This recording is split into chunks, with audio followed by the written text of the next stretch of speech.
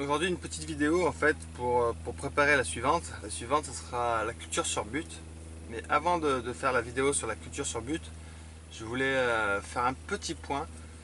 C'est-à-dire que souvent on en arrive à la culture sur but parce qu'on se dit qu'on veut ne plus labourer la terre. Et que souvent aussi on se dit qu'on ne veut plus utiliser de pesticides. Donc quand je dis pesticides, j'entends fongicides, herbicides, insecticides, tous les produits en id quoi.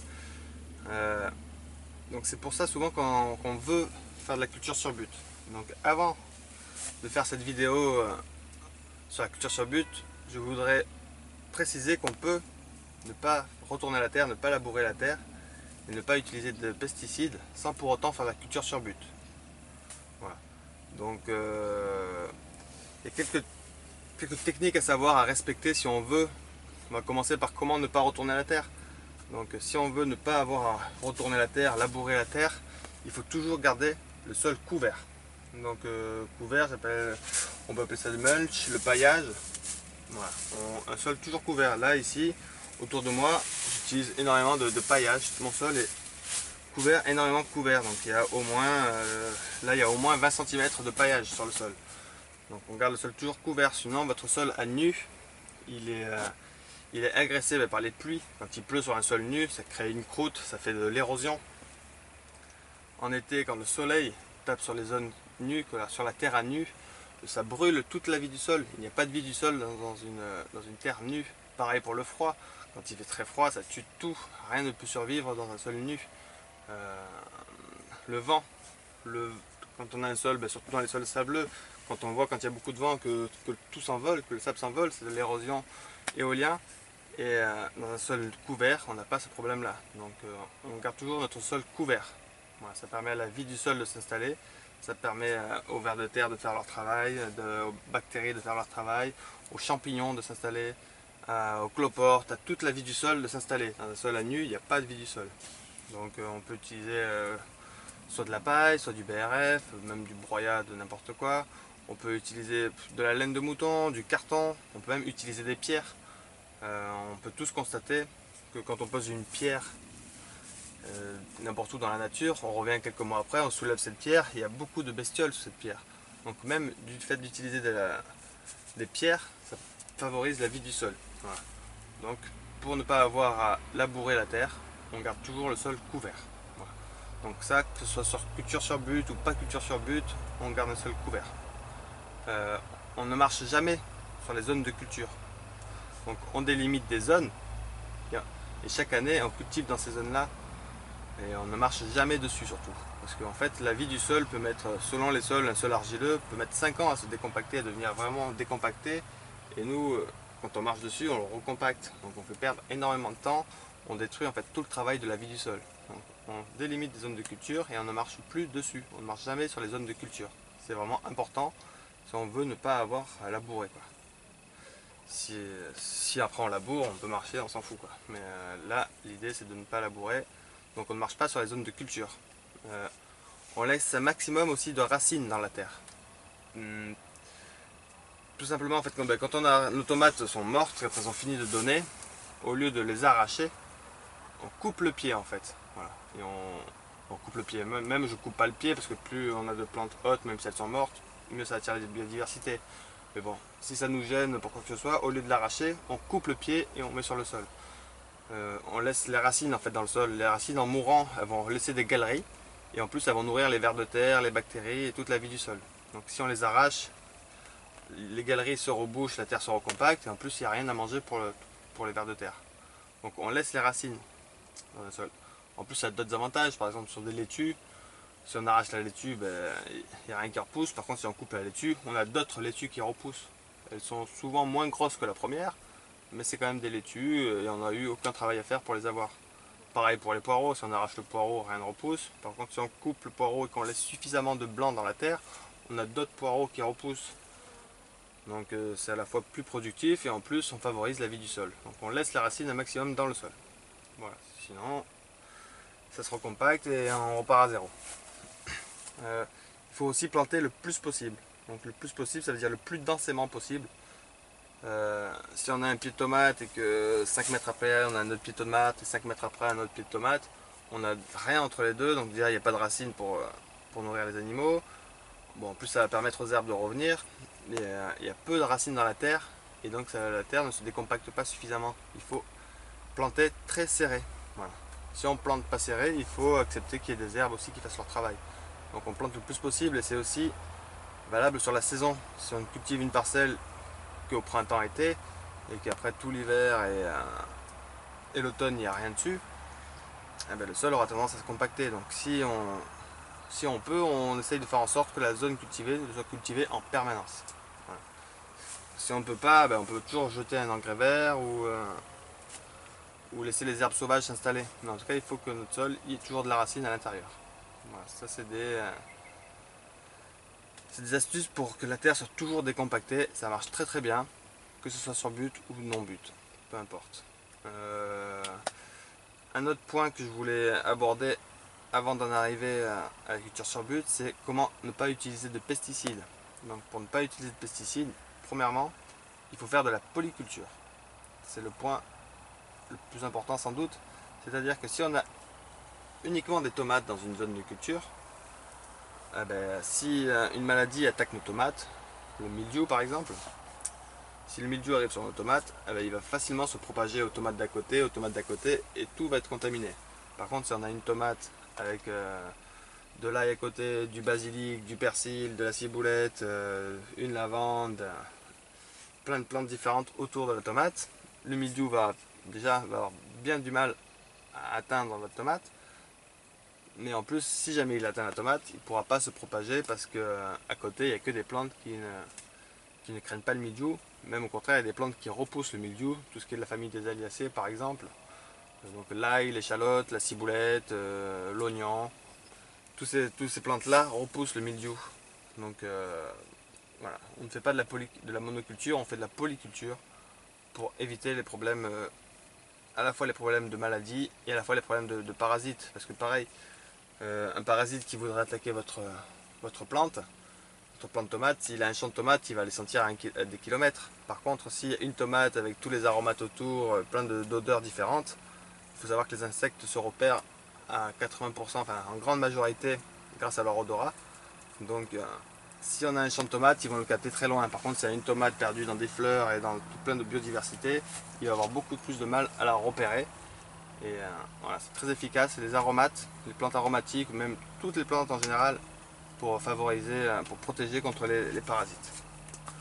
Voilà, donc on fait de la polyculture si on veut ne pas avoir de problème sur nos plantes. Il faut un autre point qui est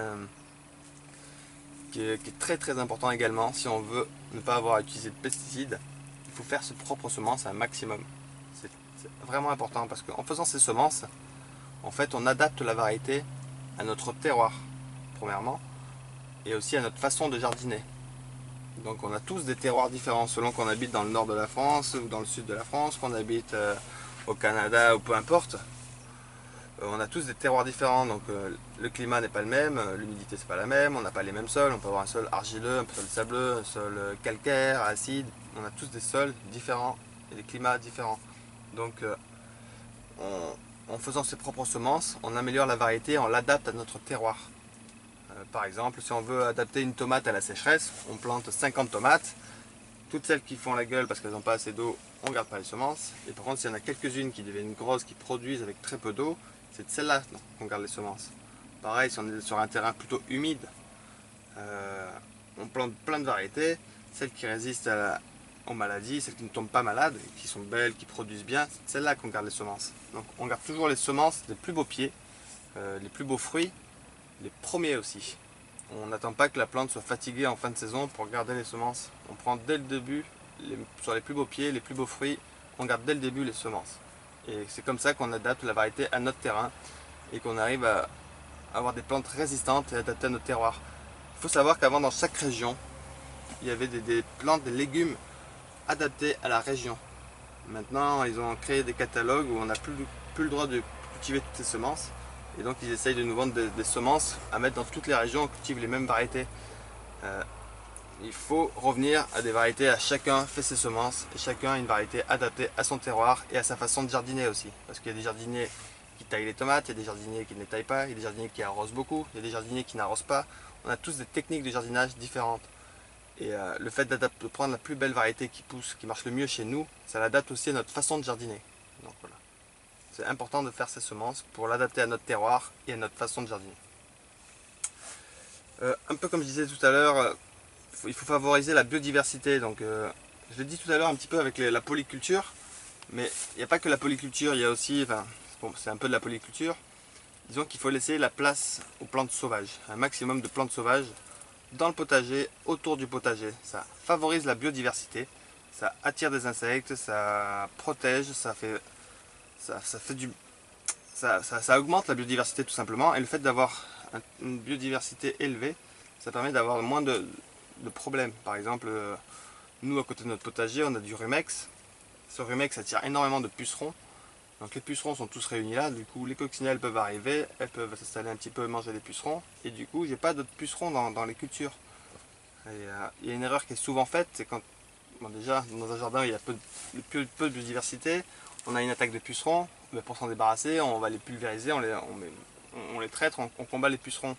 Du coup le fait de combattre les pucerons, ça empêche les coccinelles de venir s'installer sur le jardin, parce que si les coccinelles n'ont pas de pucerons à manger, coccinelle à 7 points, parce que celle-là elle se nourrit vraiment de pucerons, elle ne s'installera pas dans votre jardin s'il n'y a pas de pucerons, et du coup vous n'aurez jamais l'équilibre qui se crée. On essaye d'augmenter toujours la biodiversité plutôt qu'essayer de la diminuer. Donc quand on a un problème avec un parasite, on essaye plutôt de faire en sorte que son prédateur s'installe plutôt que de tuer ce parasite. C'est aussi valable, très valable sur les limaces. On a tendance à vouloir exterminer les limaces de nos jardins en mettant des granulés bleus là, même biologiques. On fait des pièges à bière, on fait plein de choses pour essayer d'éliminer les limaces. Mais le fait d'éliminer les limaces comme ça fait que chaque année on a systématiquement le même problème de limaces qui reviennent, et chaque année on doit acheter des engrais bleus ou on doit gaspiller de la bière pour piéger ces limaces. Alors que en favorisant la biodiversité, donc en faisant des cachettes pour les hérissons, en installant une mare par exemple pour que les crapauds puissent venir, en ayant un sol bien paillé pour qu'il y ait des orvées dans son sol, des orvées, des carabes. Le carabe c'est une espèce de scarabée qui mange énormément de limaces. En favorisant la biodiversité, on arrive à régler ces problèmes de limaces. Si on tue systématiquement les limaces, eh ben, le carabe ne viendra jamais s'installer dans votre terrain parce qu'il n'aura rien à manger en fait. Par contre, si on laisse les limaces et qu'on favorise la biodiversité, donc en mettant des cachettes un peu pour tout ça, eh ben, ça va se réguler. Dans la nature, il n'y a pas de problème de limaces. C'est vraiment dans les jardins potagers ou dans les jardins que nous on fait qu'il y a des problèmes de limaces. Dans la nature, la limace c'est pas un problème, c'est même un animal utile parce qu'il décompose la matière organique, il favorise la vie du sol, en mourant il fait de l'azote pour nos plantes. C'est plutôt un animal. Il faut changer son regard, au lieu de voir des animaux nuisibles et des animaux utiles, il faut voir tout ça en termes de biodiversité. Il faut favoriser la biodiversité dans son ensemble. Voilà. C'est valable pour les insectes, c'est valable pour les plantes. Voilà. Les plantes elles font un travail souvent, quand on a des chardons, on veut les arracher parce que le chardon ça pique, mais les chardons ça a des racines pivots qui vont chercher des minéraux très très profonds et ils les remontent et ils nourrissent le sol. Chaque élément de la biodiversité est à protéger. Après bien sûr on peut limiter une plante dans nos cultures, mais il faut essayer de favoriser un maximum la biodiversité à la fois végétale qu'animale. Il y a un autre point aussi si on veut se passer de pesticides. Je vais rester sur le cas de la tomate parce que c'est assez parlant, mais c'est valable pas que pour la tomate, pardon. Il faut réfléchir les tailles. On a tendance à systématiquement tailler nos tomates. Donc quand je dis tailler les tomates, c'est aussi ce qu'on appelle enlever les gourmands ou pincer. Voilà. Donc à chaque fois qu'on fait ça à une plante, en fait on crée une plaie. Dans cette plaie, c'est la possibilité pour les champignons et les maladies de s'installer dans ces plaies. Donc moins on crée de plaies sur une plante, plus elle sera résistante aux maladies. En plus de ça, on lui empêche d'avoir sa forme naturelle. Donc la tomate, souvent on fait pousser des tomates sur un tuteur, donc c'est plus qu'une tige pas très haute avec des tomates en grappe et rien d'autre.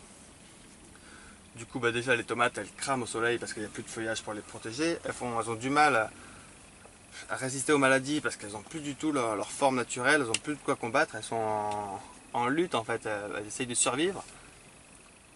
Voilà, donc si on réfléchit les tailles, pour la tomate, c'est évident que plus on les taille, plus elle tombe malade. Voilà. Si on ne la taille pas, elle tombe pas malade et on a quand même de très très bonnes productions. Moi je taille jamais mes tomates, j'ai énormément de rendement, j'ai des grosses tomates. Voilà, faut réfléchir les tailles. C'est valable aussi, les vignes, ici on est dans le Var, dans le sud, on a énormément de vignes. Les vignes, on en fait des plantes. Les vignes à la base, c'est une liane très très grande qui peut faire des vingtaines de mètres, qui monte, qui s'écarte, qui est une plante très très large. On en fait des plantes toutes petites, en boule. Et du coup, systématiquement, chaque année, il faut les traiter. Elles sont tout le temps malades parce qu'elles ont toutes les grappes serrées les unes aux autres. Et du coup, la maladie s'installe. Si on laisse la vigne grimper et écarter ses grappes, écarter son feuillage, il n'y a pas de problème de maladie. Donc, si on veut éviter d'utiliser les pesticides, il faut réfléchir les tailles, voire les éliminer si on peut au maximum. Voilà. On change de décor rapidement pour finir cette vidéo. Là, je voulais quand même préciser encore 2-3 petits trucs. Je me rends compte que dans cette vidéo, je parle de la vie du sol et je précise pas forcément de quoi je veux parler. Donc juste, on va faire une approche rapide de ce que c'est cette vie du sol avant de conclure cette vidéo. Donc quand je parle de la vie du sol, je parle des champignons. Quand je dis champignons, je parle pas des petits trucs qu'on voit en surface. C'est juste la fructification de la plante. C'est plutôt le mode de reproduction de la plante. Quand je parle des champignons, en fait, je parle de tout le mycélium qui se trouve dans la terre. Les mycorhizes qui sont en symbiose avec les plantes, qui échangent des éléments contre... La plante fait de la photosynthèse et donne des sucres aux champignons. Les champignons en échange attrapent des minéraux assez loin, stockent de l'eau. Voilà, en fait, il y a énormément de mycélium dans une terre forestière, dans une terre non labourée, non traitée. Il y a énormément de mycélium dans cette terre. Il peut y avoir à peu près 2 tonnes de mycélium à l'hectare, donc c'est assez énorme. Et dans une terre labourée, bien sûr, il n'y a plus rien du tout. Dans une terre traitée, il n'y a plus rien du tout. Souvent, même les traitements biologiques qui sont à base de cuivre ou de soufre, on utilise donc la bouillie bordelaise qui est riche en cuivre, on utilise ça pour soigner nos légumes. En fait, ce cuivre finit dans le sol et tue les champignons, le mycélium et les mycorhizes. Donc c'est pour ça qu'on évite les traitements. Donc il peut y avoir 2 tonnes de mycélium à l'hectare et ça permet aussi de faire un énorme stockage d'eau dans le sol. Sans les champignons, l'eau a du mal à se stocker. Il y a l'argile qui arrive à stocker un petit peu l'eau, mais sans cette argile, c'est difficile de garder l'eau. Les mycéliums, ce sont des éponges dans la terre et ça permet d'éviter les arrosages également. Donc je parle des champignons quand je parle de vie du sol. Je parle également du ver de terre, le classique ver de terre. Il y a des vers de terre qui vivent au fond, il y a des vers de terre au fond profond sous la terre, il y a des vers de terre qui font des allers-retours entre la surface et le fond, il y a des vers de terre qui vivent plutôt en surface et ils font un travail énorme, ils passent leur temps à brasser la terre, à l'aérer, à l'enrichir, parce que quand la terre est passée dans le tube digestif du ver de terre, elle en ressort enrichie. Donc les vers de terre, ils font un travail énorme dans le sol. Et disons que dans une terre forestière, dans une terre bien vivante qui n'est pas labourée, où il y a beaucoup de paillage, où on ne fait pas trop de labour, dans une bonne terre, il peut y avoir 1000 vers au mètre carré. Donc c'est assez énorme. Alors que dans un sol labouré, il n'y a guère plus que 50 vers au mètre carré, ce qui est pas terrible du tout. Si je dis pas de bêtises, 1000 vers au mètre carré à l'hectare, ça représente 5 tonnes à l'hectare.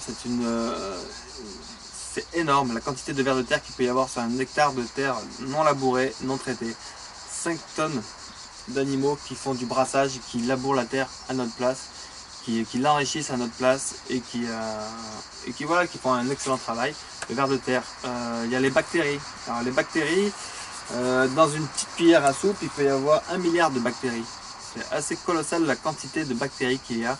Et voilà, c'est pareil, elles dégradent la matière organique, elles enrichissent le sol en permanence, parce que c'est des êtres qui ont des vies très courtes, donc elles vivent, elles meurent, et en mourant en permanence, elles nourrissent le sol. Voilà, donc il peut y avoir énormément de bactéries dans le sol, mais il n'y a pas que les bactéries, donc il y a les cloportes. Le cloporte, c'est un crustacé terrestre en fait, qui dégrade la matière organique. Il y a les mollusques, les amibes, les nématodes, les arachnides. Je sais pas, il y a des algues, il y a beaucoup de vie dans le sol, des insectes. J'en oublie bien sûr, il y en a énormément. On a du mal à imaginer la quantité de vie qui est dans un sol. Et quand je parle d'un sol, c'est d'un sol qui n'est pas labouré, un sol qui n'est pas traité, un sol vivant, couvert. Là on a de la vie du sol et on peut cultiver sans arrosage, sans travail, sans avoir à faire venir des engrais. Voilà. Donc juste, je voulais finir cette vidéo avec cette petite mise au point sur ce qu'est la vie du sol.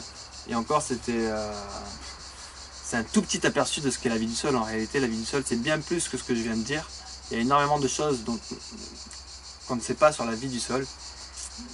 Mais voilà, donc c'est à prendre en compte. Et puis voilà, donc je termine cette vidéo comme ça. Je suis sorti de ma serre pour prendre un peu l'air et je vais tranquillement préparer la vidéo prochaine sur la culture sur but. Voilà. Bah, à bientôt.